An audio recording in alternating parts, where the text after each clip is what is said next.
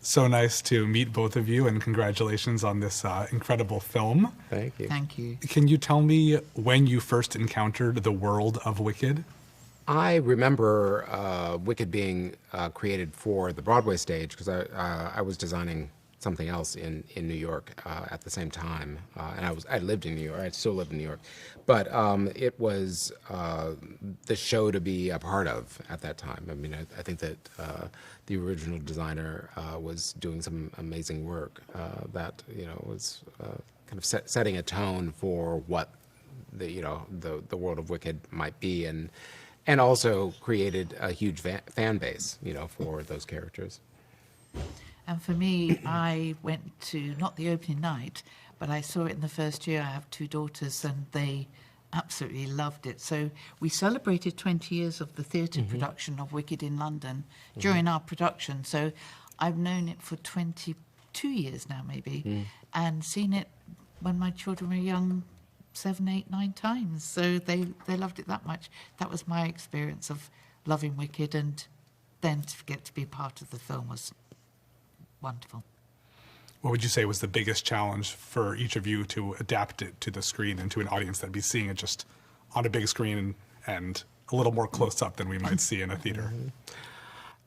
It's challenge with delight was my experience with it, because it offered the designing the film offered this amazing experience of expansive and creative expression with the costumes. But I think the sheer size of the film overall, creating a new original world that made sense within itself, was really important, and how that is reflective of, but not a copy of, what had come before.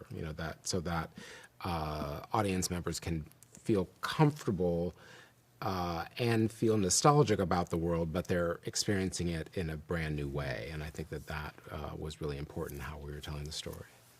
Yeah, I mean, everything Paul just said, but also finding a way to, creating stuff that hadn't been created before. I think Paul's done it with the costumes as well, and with the makeup, to make the artists stay beautiful and be beautiful through every different situation within the film, and yet not let anything swamp them, be it the sets were the biggest I've ever worked on in my life. So I have to say, Absolutely. It was pretty breathtaking to be part of this. Yeah. I was also blown away by the choreography and just the way people move. And I know that a big part of that is that the costumes, especially the school uniforms, have to stay in place, and the hair and the makeup. It just, what kind of challenge did that present, and what did you do to make sure that those scenes look as polished as they should for people who are just moving all over the place? The on-set crew, definitely. I mean, I have to give it up to them. Every time that John said cut, they were running out there and just making sure that everything was put into place. You do your work to, for me, in understanding choreography, movement, clothing, and what, how to make clothing so that it moves in a certain way. I understand that, and then know how to engineer clothing and can communicate that, with tailors, and we work our best to manifest that, to create clothing that is flexible, whether it needs stretch or needs to open up. But then you just have to stay on top of dancers moving and reset so that we can do another take, and those were crazy days. I mean, those are wonderful days, but they were crazy days, just because everybody was moving all at once, and the huge cast was, it was vast, all talented, but just vast. Yeah, we're pretty much the same as Paul. I mean, obviously, we do it all the time for theatre, and you can't go in and repair during a theatre day.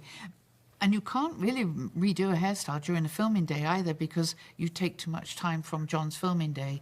So they have to be pretty much set solid, but look like they're not set solid. Be it for Shiz or wherever, whatever situation. They were perfect. You could nearly take them off and put them on the floor and they'd still stand, but they could never look like that. But there's some wonderful new designs in there, which was such a pleasure to work with Paul and achieve all those looks. Anything in particular that was fresh for the film that really you're very proud of? So much I can't Yeah, even so- name one thing, but I mean, you know, your work with marble was amazing. You know, just Oh, you know, yes. you know, and it was an idea that I had incorporated into the original design of how weather is reflected in her hair, and so part of that was the color choice, and then how it might move. But then Frances, took off on that idea and made Michelle look absolutely gorgeous in the color that you chose, in the multiple styles that you created. it was the It's just clouds I was wonderful. inspired by. I mean, but her costumes were breathtaking, and one of the things that Paul kept throughout on her was really high collars, which of course, on a practical everyday sense, it's totally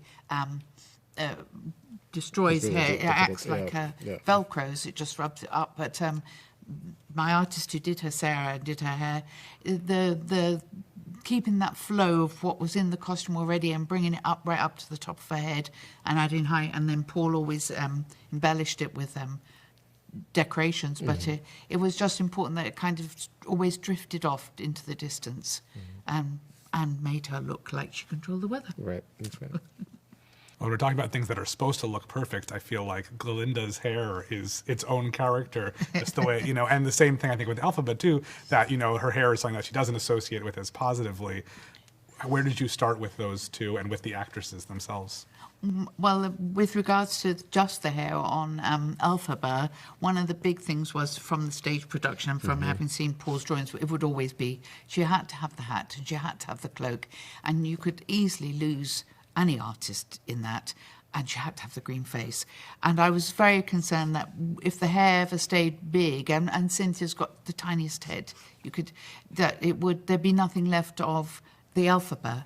So the starting point was it had to be tied to her head in the original design. She has no vanity, Elphaba, so she wasn't the sort who was going to take time and do her hair. So it was very simple do's, but just finding the right base for the everyday. And the micro braiding was something that paid respect historically, but also and culturally, but also was perfect for Elphaba and gave her an arc that she could still travel and work in and allow changes from as she grew. We did various shades. We did lighter hair, younger and darker hair, older, but never, I think with the hat and the hair and the costume, we never lost Elphaba, did we? Right. No, she was always very present. Yeah. And it had to work together for both Elphaba and Glinda. The look overall needed to be cohesive, and they needed to speak together. So. I don't think this is the kind of question I'd ask in another interview for a different project, but what about the animal costumes? Oh. Well, I was tasked with designing clothing for animals that were actually going to be, on four legs. I mean, John's idea, his insistence was that the animals would be reflected as real animals, and that objects, props, the ways of getting around a human-made space were created so that animals could actually manage them. So, with clothing, I had to consider how is this animal going to be able to get into this piece of clothing so that it carried its own realness as well. I think that throughout, and we were creating the Land of Oz in a way that has its own inherent realism. Be it a fantasy world, but I think that what John was magically able to do was to create a world that made sense within itself, and it's wonderful to have been a part of it. To create that. Yeah. And did you have any work with the animals? No, I didn't. Not with our goat or our Yeah, professor right. or anything. The only animals I took great care of was the horse, the Fiera's horse. You what there? We had 3 horses. That was a lot. That was a lot. The horses performed different, and we shaved the horses, we dyed them black, we painted them iridescent blue, and we did hair extensions in their manes, so every horse, no matter which one was chosen for the day, they all blended in. So I often Jonathan didn't know which horse he had even. Yeah. Right. Would you say the horses are more cooperative than the humans? No. No. The cast was amazing. Yeah. Each and every one. Yeah, they were. I mean, they were a delight to collaborate with, to be in fittings with, to be on set with. I mean, really, it's it was the one of the most delightful casts that I've ever worked with. Collectively. That's really great. I'm thinking a lot also about the glasses that Cynthia wore, and also that Bowen Yang wore. Yeah. Just because I don't even know how that's helping him to see necessarily, but I'm not sure that's the That's not the point. No, that's fashion. That's fashion. That's Oz fashion. What went into, though, especially to Cynthia's glasses, just the way that they don't really go the way you'd expect, which I suppose Right. it's a reflection of her character and everything that she epitomizes. Absolutely. I mean, knowing that, when John said, okay, well, I think that she should wear glasses, and Cynthia said, yeah, I think that would be a good idea. So, the task is, okay, what, in the land of Oz, what will feel the most Ozian and the most appropriate for Elphaba to wear. So we went about, I designed a number of different shapes, and we did prototypes of those and tried them out in our earlier camera tests, and this one that was most reflective of the spiral, or of a lot of the spiral shapes that you see throughout the film seemed to be the most appropriate, and they were very simple but striking, as you're pointing out. And when it comes to designing something for a large group, whether it's the students or it's people in Emerald City all wearing the same kind of outfit, the same uniform, how do you approach something like that where everybody has to look similar enough that you're not going to pick one out, but they still have to be distinctive? Well, so, I mean, what was a major, interest for me was to, like with uniforms that are worn in high schools even today. I mean, all of them will be the same group of items. You've got a blazer, you've got trousers or a kilt and shirt, and maybe a sweater or a sweater vest or something. But each of those students will take that clothing and personalize it in some way and wear it in a very, the individualized way. And so creating silhouettes that would just inherently be that, where you've got a crop jacket on top of a vest that's a little bit longer, and a skirt, and or a kilt, or a half skirt, half pants, and that was, felt reflective of young people finding themselves, developing their own style. It seemed right for this world of university, of early years of university that we are creating. What do you think will be most different about your work for the second part that audience will be able to see? Will be the most different? We're not allowed to talk too I much wouldn't- about part two, actually. I mean, it will. I will tell you that it is a continuation of the fabulous ride that the first film is. Even more so. There's much more to see, and I can't wait for people to see the second one as well. And it's a huge development. There's a real arc Yeah. to go through yet, isn't there? Definitely. Absolutely. Well, I look forward to seeing it. Thank you both so Thank much. you. Absolutely.